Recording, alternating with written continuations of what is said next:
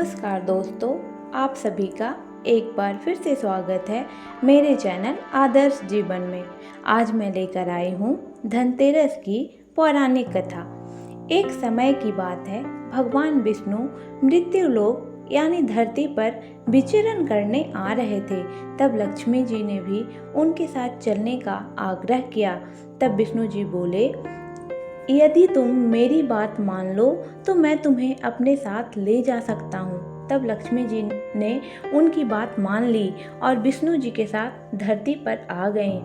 कुछ देर बाद एक जगह पहुंचकर भगवान विष्णु जी ने लक्ष्मी जी से कहा कि जब तक मैं ना आऊं तुम यहीं रहना, मैं दक्षिण दिशा की ओर जा रहा हूँ, तुम उधर मत आना। विष्णु जी के जाने के बाद लक्ष्मी जी ने सोचा कि आखिर दक्षिण दिशा में ऐसा क्या है जो मुझे वहां जाने से मना किया है, और वह स्वयं भगवान वहां चले गए। तब लक्ष्मी जी से रहा नहीं गया और जैसे ही भगवान आगे बढ़े, लक्ष्मी जी भी उनके पीछे पीछे चल पड़ी। कुछ दूर आगे जाने पर उन्हें सरसों का खेत दिखाई दिया जिसमें खूब फूल लगे थे।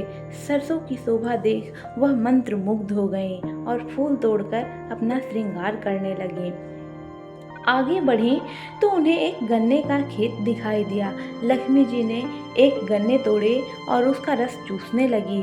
उसी क्षण भगवान विष्णु जी वहां आ गए और उन्होंने लक्ष्मी जी को देखकर उनसे नाराज होकर उन्हें श्राप दे दिया कि मैंने तुम्हें इधर आने को मना किया था पर तुम नहीं माने और किसान का चोरी का अपराध कर बैठी। अब तो इस अपराध के बदले किसान की 12 वर्ष तक सेवा करो। ऐसा कहकर भगवान विष्णु उन्हें वहीं छोड़कर क्षीर सागर को चले गए। अब लक्ष्मी जी उस गरीब किसान के घर में रहने लगीं। एक दिन लक्ष्मी जी ने उस किसान की पत्नी से कहा कि तुम स्नान करके पहले मेरी बनाई गई देवी लक्ष्मी की मूर्ति का पूजन करो और फिर रसोई बनाना, तब तुम इनसे जो मांगोगी वह तुम्हें मिल जाएगा। किसान की पत्नी ने ऐसा ही किया। पूजा के प्रभाव और लक्ष्मी जी की कृपा से उनका घर दूसरे ही दिन से धन, रत्न, स्वर्ण इत्यादि से भर गया। लक्ष्मी जी ने किसान को धन्य धान्य से पूर्ण कर दिया। किसान के 12 वर्ष बहुत ही आनंद से कट गए। फिर 12 वर्ष के बाद लक्ष्मी जी जाने को तैयार हुए। विष्णु भगवान लक्ष्मी जी को लेने आए तो किसान ने उनको भेजने से इनकार कर दिया। तब भगवान ने किसान से कहा कि इन्हें कौन जाने देता है, यह तो चंचला हैं, कहीं भी नहीं ठहरती, इनको बड़े बड़े लोग नहीं रोक सके। इन्हें मेरा श्राप था, इसलिए 12 वर्ष से तुम्हारी सेवा कर रही थी। तुम्हारी 12 वर्ष सेवा का समय पूरा हो चुका है। किसान हठपूर्वक बोलने लगा कि नहीं, अब मैं लक्ष्मी जी को नहीं जाने दूंगा। तब लक्ष्मी जी ने कहा कि हे किसान, तुम मुझे रोकना चाहते हो तो जैसा मैं कहूँ वैसा करो।